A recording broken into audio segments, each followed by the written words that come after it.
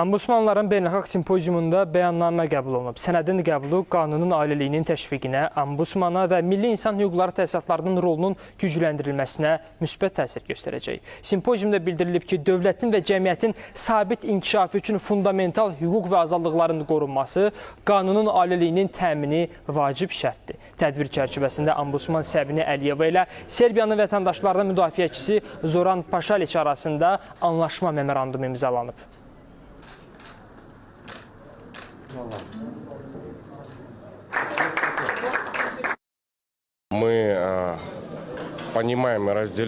Biz başa düşürük ki, insan hüquqları institutlarının müasir problemlərin həllində xüsusi rolu var. Azərbaycanın aidiyyəti qurumunun cəmiyyətin və dövlətin üzləşdiyi məsələlərin həllindəki rolunu yüksək qiymətləndiririk. Bu faaliyet, bu etkinlik tam zamanlaması itibariyle hem de içeriği, muhtevası itibariyle oldukça anlamlı ve önemli bir etkinlik. Gerçekten hukuk devletinin güçlendirilmesi konusunda ve bunun alt başlıklarında birçok önemli konuyu gündeme getirmesi hem dünya gündemine hem uluslararası gündeme hem de ulusal gündeme bunu taşıması gerçekten çok anlamlı.